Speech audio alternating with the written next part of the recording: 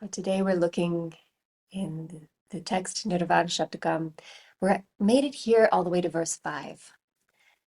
So these previous verses have had us peeling back layers and layers of ideas, layers of human functions of our mind, biological coverings of our bodies, the emotions, the landscape within us that seems to take us here and take us there. So many components of our experience in the transactional reality we get very identified with. We get very convinced that our existence and our who we are is fused with those things. And this text, as we know, is not so much a teaching on how to disconnect, but it's actually this beautiful utterance from deep within the being of Adi Shankaracharya, of a person who is already in full awareness of who they truly are. So with this verse, especially, we get to highlight that aspect of this text as well, that um, this is a reflection from a being who knows who they really are. And as we read it, we get an insight into that.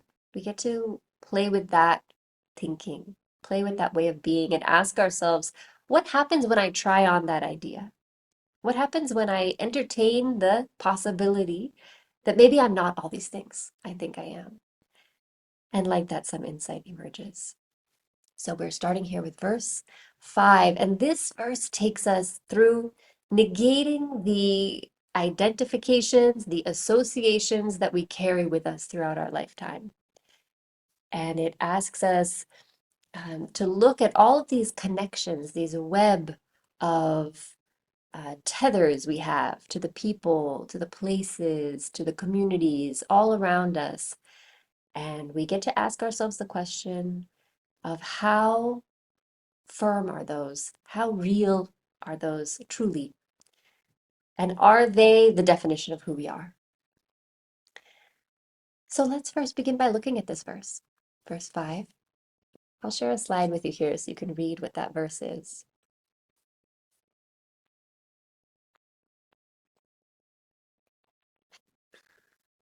So in verse 5, Adi Shankaracharya, he says, Na mrityur na shanka na me jati bhedaha pita neva me neva mata na janma na bandhur na mitram gurur neva shishyah chidananda rupa shivoham shivoham. The translation of this text verse says, I'm not my fear of death. I have no caste or creed, meaning a categorization, a social strata standing. I have no father, no mother, for I was never born. Neither am I a relative, nor a friend, nor a teacher or a student. I'm the ever pure, blissful consciousness. I am Shiva. I am Shiva. So this is what he says. This is what he says. I'll take this and keep it in the chat for you as well if you'd like to continue referring to these words as we discuss today.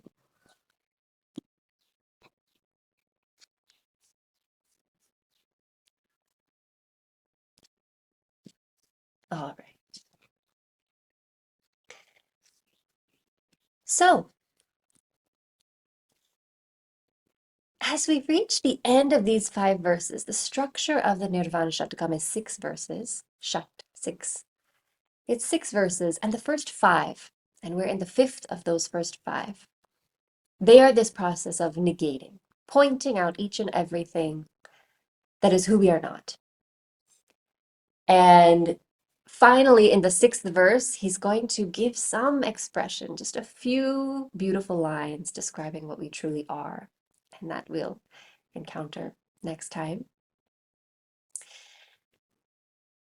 And something I want to bring out as we look back at this verse and all the previous ones, it's tempting to look at this as a list, to look at all these things that we're negating, all these layers we're removing of ourselves, and to all these facets of human experience, and then to try to measure our spiritual journey against it, asking ourselves, okay, how attached or unattached am I here? Like using it like a rubric. Or it's tempting to look at these lists of things and say, okay, this feels like an instruction sheet. All these things here, let me just write them off, write them off, write them off. But negating them means rejecting them, pushing them away in our day-to-day lives. And that they could be an instruction sheet on how we can transcend this transactional reality. And here, especially with this verse, I invite you to remember that this is, again, not a how-to manual. Again, that it's a report from someone who has realized their own true self. It's a description of kind of what spontaneously emerges when he's asked, who are you? The experience that Adi Shankaracharya and all the sages, sadhus, gurus have had when they have a revelation of their own inner truth, of their own self. It's beyond description. It's beyond conception of the mind. So if they had to define it, if they had to describe it, they might use words like these. They might say, if I sift out, it's not any of those things, it's this. So this is a expression of truth. And our goal as seekers, as spiritual journeyers along this path, when we encounter a text like this, it's not to have complete transcendence. Our goal at the end of experiencing all six of these verses is not to say, all right, done.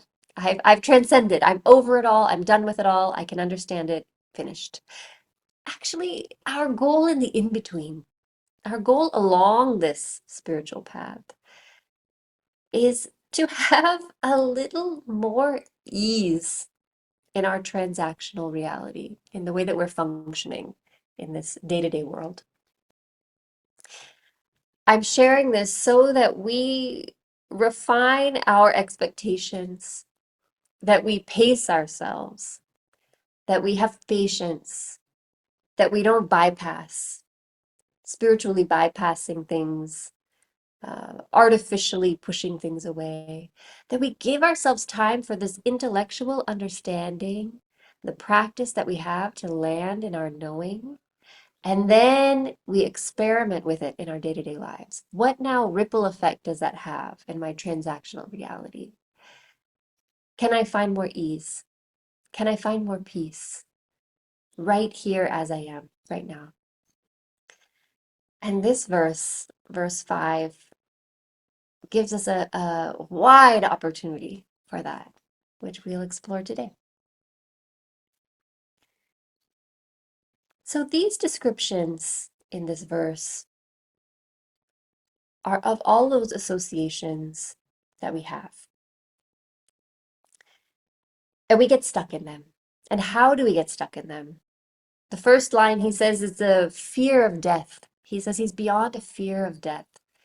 How does that become our truth? How do we become so sure about death being a final end? And this fear takes root in us. And this fear of death is described as a very core ignorance that human beings possess. This utter panic that the end of this body means the end of my existence. And how does that even take root? It's part of our forgetfulness. It begins just initially when we forget who we really are.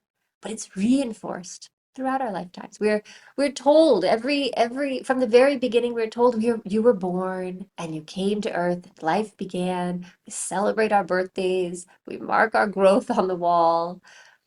We're asked what we want to be when we grow up. There's always this idea of you've started and now you're flourishing. So there's a starting point, a birth that is constantly reinforced. And then we quickly learn throughout this transactional reality that we all age and eventually we'll die, our body will leave, and that's something to be very worried about. We, as children, have an experience of death. We'll have a pet that dies, we'll have a grandparent that passes away. We're taught to be very careful for our safety. Don't go places, don't go do certain things, be fearful.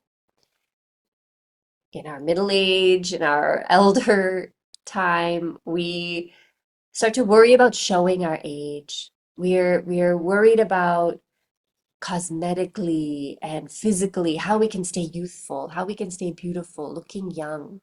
We worry about all the ways we have to keep this body intact. Not only keep it intact, but keep it from looking like it's getting older, because that reminds us of our impending death.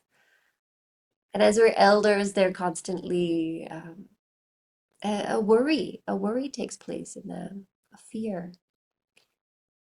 And these are all these transferred, passed through fear of death that gets reinforced because we forgot who we deeply are, that we are something that is never born and never dies.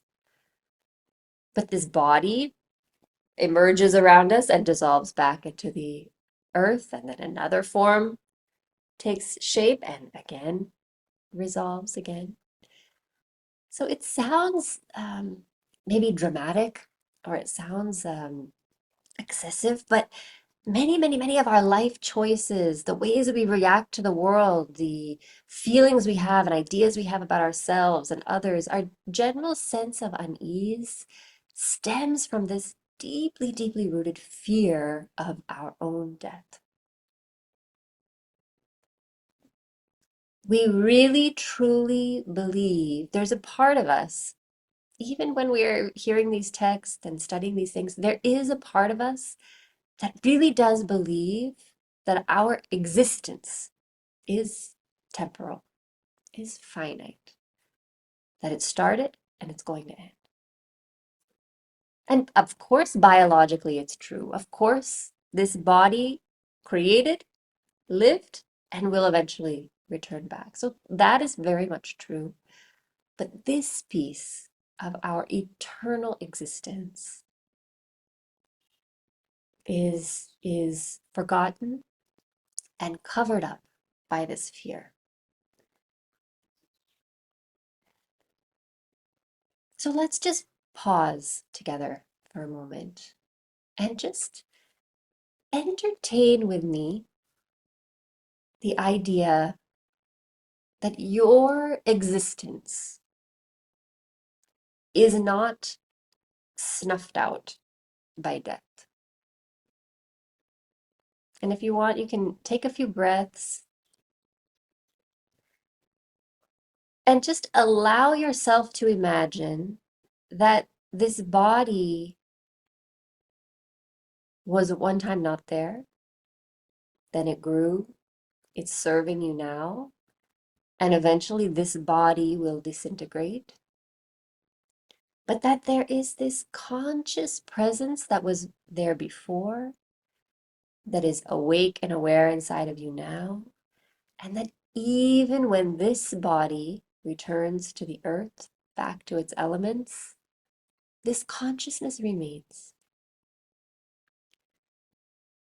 Give yourself a moment to entertain that possibility.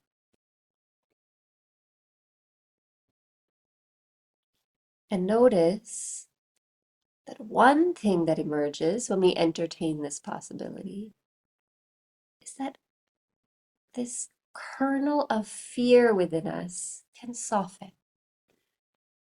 This fear might not be at the top of your mind all the time, You may not be constantly wondering, is this the moment I'm going to die? Is this the moment I'm going to die? But there is a subtle unease, a subtle holding, clutching, grasping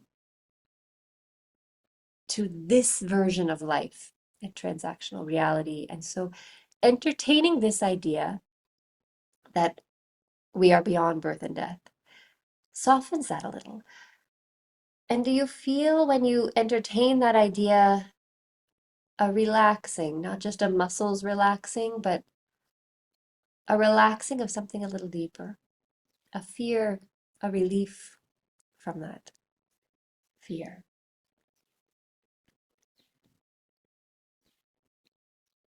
Yeah. So coming back to this awareness now and again helps soften feelings of anxiety, feelings of worry, feelings of fear. Just entertaining this eternal presence can help us. Next, Adi Shankaracharya describes um, these. He uses this word of caste or creed or my grouping, my set strata of who I am inside of society. And very often we also experience this in our day-to-day lives, that we have group affiliations, and that these affiliations give us an identity, give us a meaning. And there are all kinds of things. We can look at where we went to school, our high school, our college. That becomes like an identity for us. Our profession, a professional association we belong to, that gives us some kind of standing and place inside of society.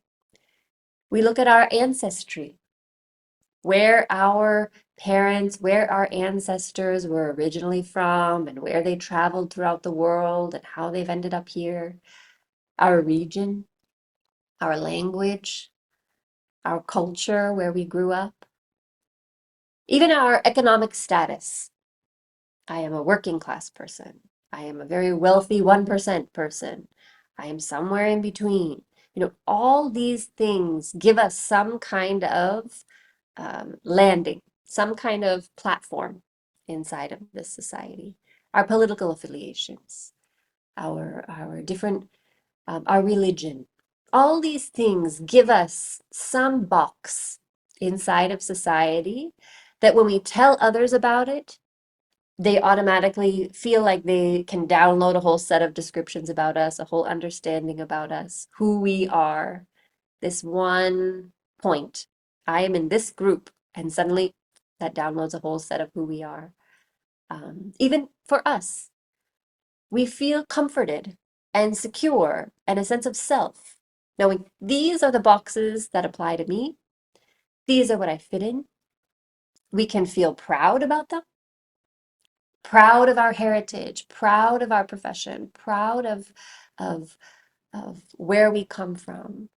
Uh, or they can be a source of discomfort, feeling like it's causing us to be judged, feeling like it's trapping us, and we have only possibilities in a certain box, that we can't go do certain things because we're in this category of society. We're also born into a family with with parents, with grandparents, aunts, uncles, cousins. This is also in this verse as well. He talks about our relations, and we come inbuilt with them. We have them or we don't have them, who they are, how well we resonate with them or don't resonate with them. And then we have the connections that we choose, our friendships, our colleagues. All of these individuals in our transactional reality become some kind of web. We build this web, and in building that web, it gives us, again, a sense of place, a sense of connectivity. We feel less lonely. So in the transactional world, these groups, these connections, these webs, these family trees, they give us a sense of safety, a sense of security, a sense of belonging, a sense of place. The world feels very big and vast. Where do I fit inside of all this? Ah, I'm part of these groups and I have these connections. So they serve a healthy function in society. And for our own ego, it kind of helps orient us a little bit. But the challenge here comes when we start to believe that our safety, our security, our sense of belonging, our sense of place, of orientation, when we start really believing that all of that comes to us from the outside, that those groups, those people are giving us security, safety, belonging, and that if they were to disappear, if they were to go away, we would not have a sense of who am I? We would not have a sense of this is where I belong, a sense of stability, security. So, yes, they serve sociological functions for healthy society. Yes, they soothe our emotions. But we have to cultivate inside of this transactional reality a healthy separation from them. And this negation in this verse helps us do that a little bit. Because when our over attachment in our membership status in these groups or with these people, what easily happens is their beliefs, the collective rules, the collective structures, they start to write our life script for us. They form the path we're able to walk. And so our power gets replaced outside of us rather than within us where it belongs.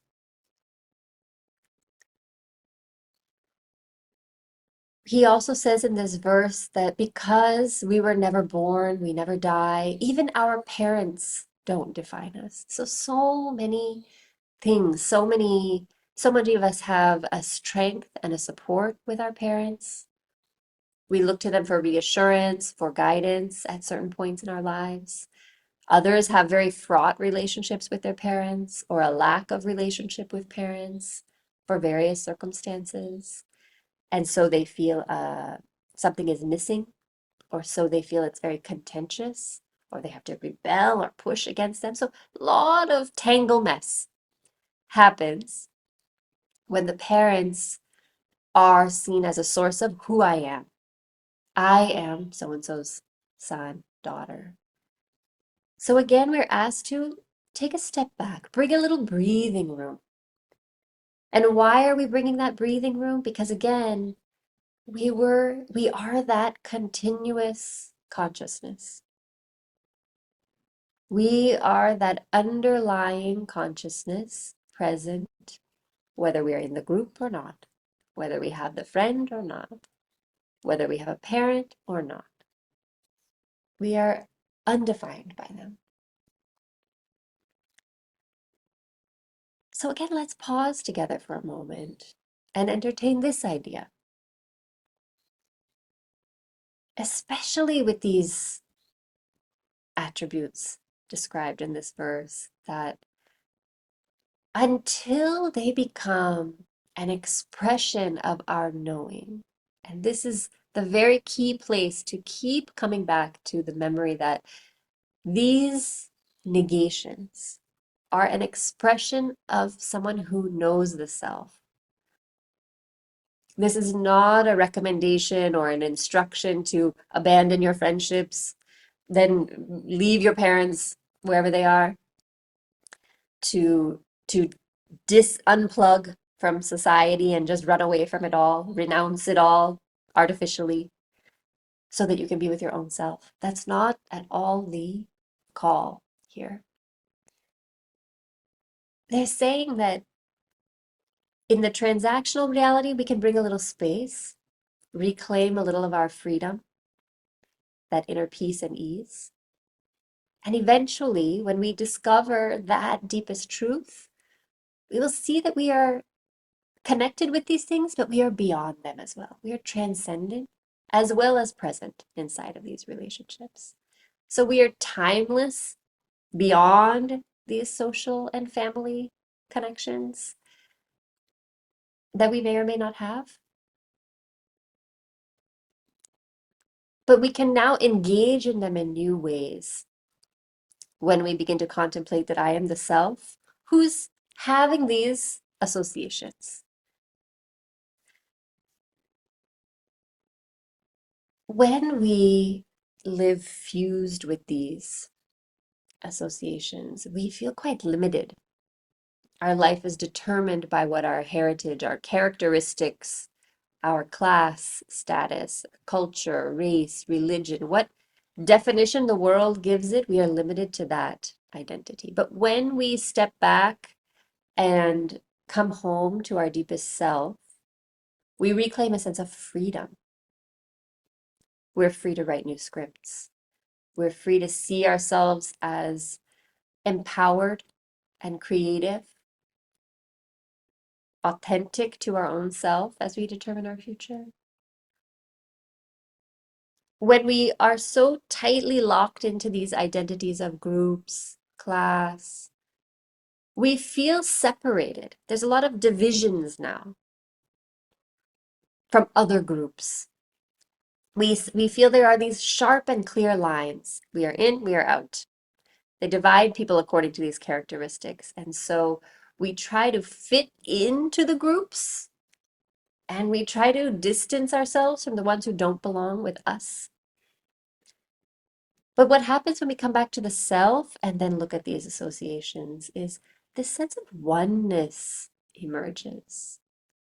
We start to see that it is this divine consciousness that is being and becoming so many different associations, so many different individuals. We're able to compassion and cooperation emerge within us. Even healthy boundaries are easier to maintain because it's not about struggling. It's about setting a healthy boundary because it's self talking to self.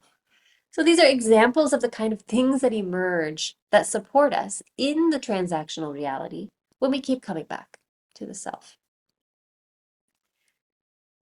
When we see ourselves as timeless, without a beginning and without an end, we stop feeling so time bound. There's less reason to hustle. There's less impatience. We feel like we have to get it all done and in this lifetime. We're feeling like we have to achieve something by a certain age because death is coming and everybody says that by this age you should have done these things. No, we expand. We feel much more peacefulness, ease, flowing, relaxed. We're living on this very expanded timeline. Again, we are able, when we come to these relationships from self-awareness and not sticky over-connection, over-attachment, we stop playing small because we are fearful of the rejection, the judgments, the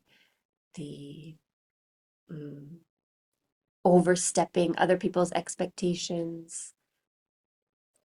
We become fearless. When that fear of our death softens, what else is there to be afraid of? We become less afraid to live authentically. It becomes easier to do. And also, another last piece I'll share about this is that we feel less incomplete. We feel like we're constantly trying to measure up and be a part, but we start to feel whole and complete in and of ourselves. We're not trying to be or become anything. We simply are. And that's a supremely relaxed way to live in this life, to be in this world. So a way to work with this that you can try is, again, to just simply entertain the idea. Entertain the idea that when I let go just a little bit of the tight, constrained, limited, fragmented way of being,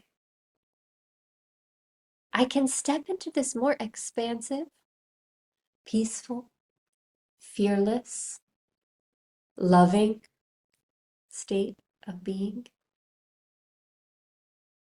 This is the transactional reality benefit of really sitting deeply with these words from this verse and allowing ourselves to come step past the fear. But if I let go of my associations, if I let go of my connectedness to my family, I'll just go floating away into the ether. If just for a moment in our contemplation, in the quiet of our own heart, we say, but let me just open my palm on that relationship just for a moment. Let me let me be free-handed with my identification with this group or this identity. What if I soften it?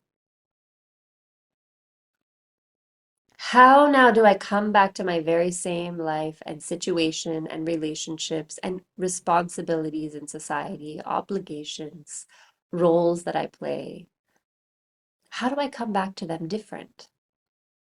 What is the new way I engage with them? So, entertaining these kinds of thoughts is valuable and has a tangible transactional reality effect.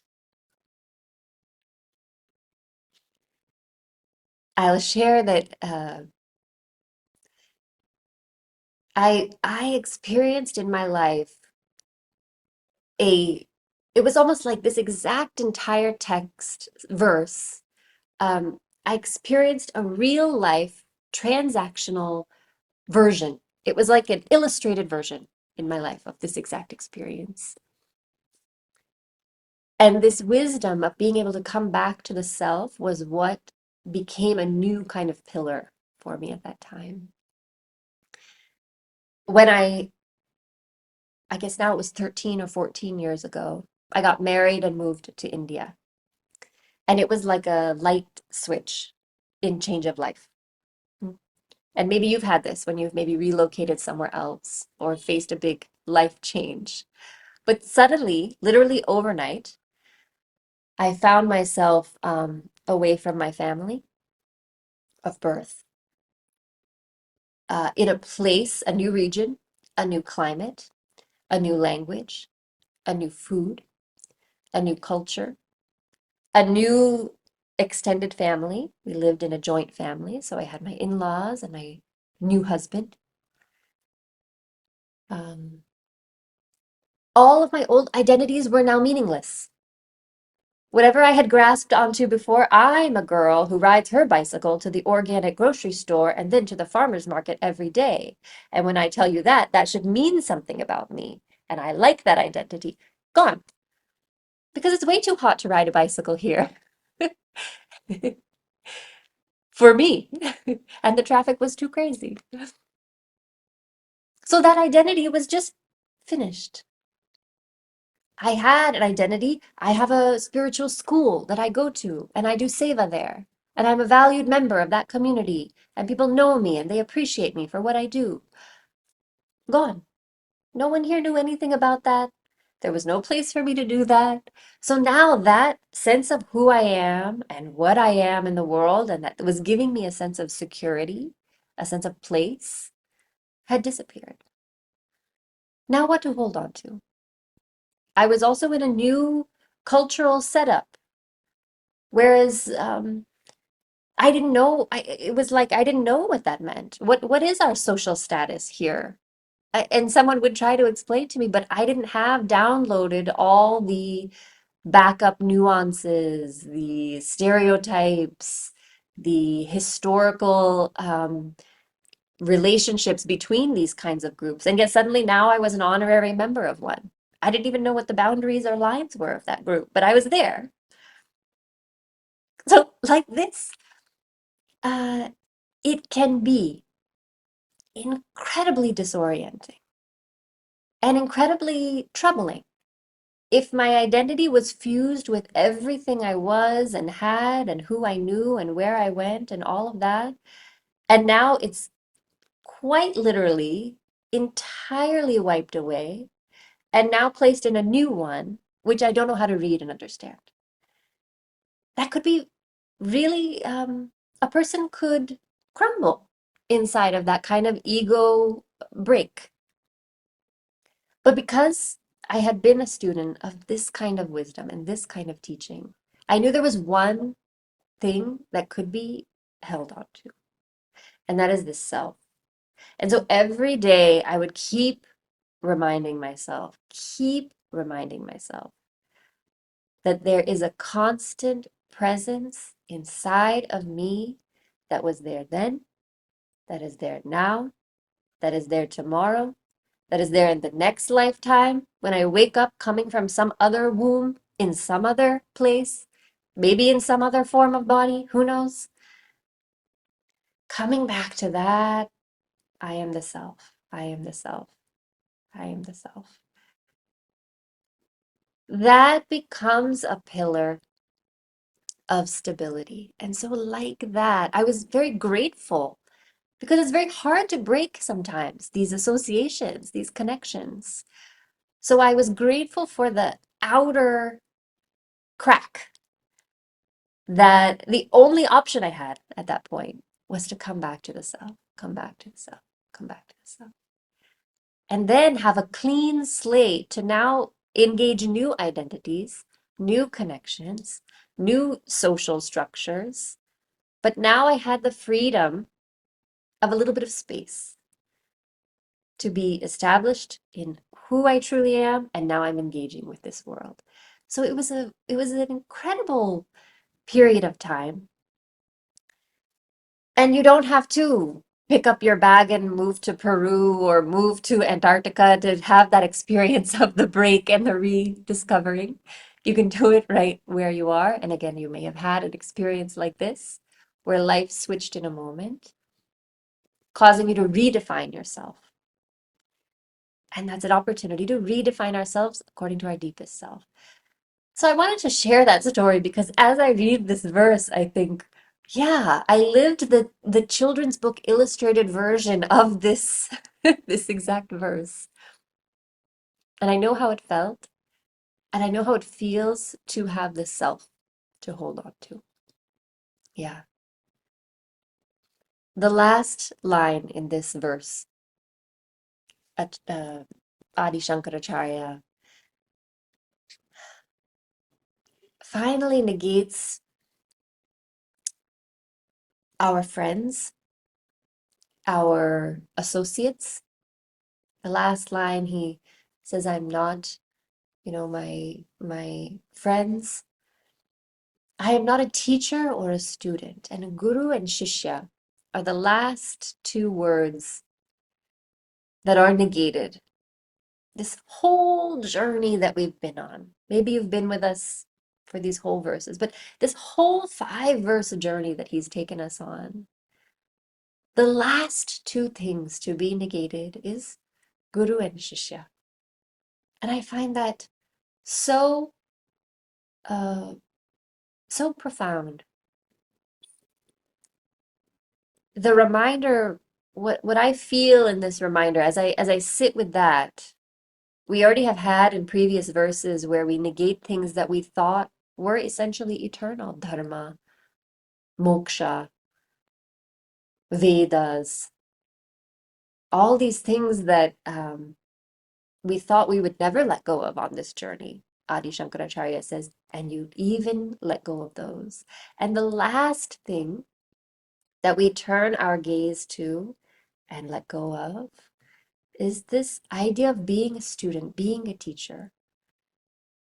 And it tells me that when I read that, I feel one insight that is valuable for me is that when we stand at the threshold of self remembrance, because the next verse he'll be describing the self to us. So when we stand at that juncture, we have with us our supporters, our well-wishers, our guides, our spiritual community, wisdom community. But when we step into truly knowing the self, ourselves, we are alone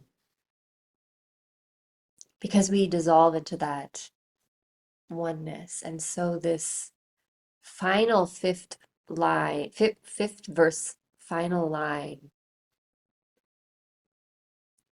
it says to me that as we are navigating all these layers, as all the layers, all the verses, we keep holding on until to our teacher. We keep holding on to ourselves as a student.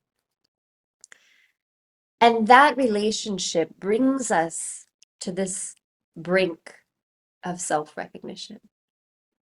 We retain that connection.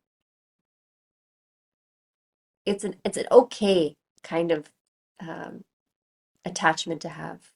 It brings us to the brink of this self-recognition.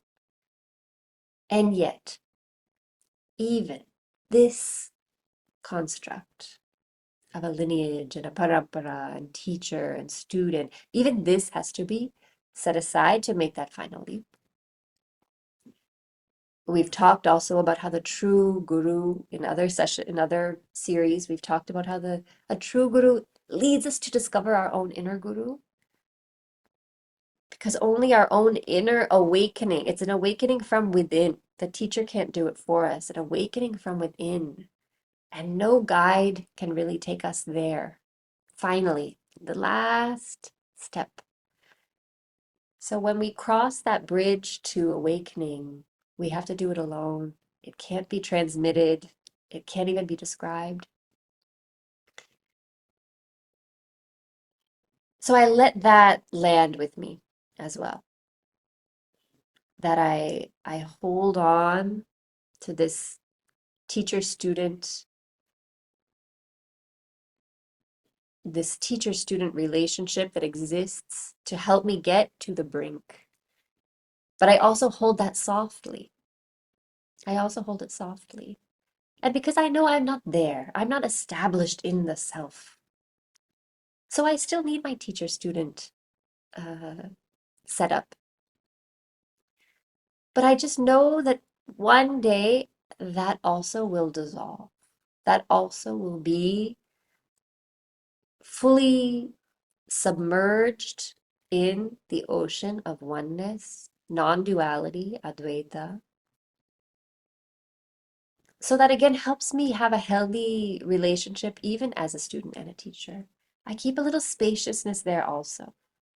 Gratitude, reverence, uh, uh, just respect, a devotion to those roles, and also a spaciousness there. Mm.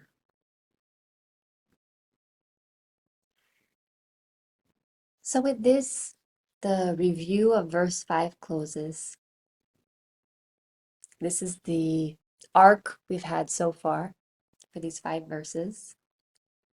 And our next verse will take us into exploring who we truly are.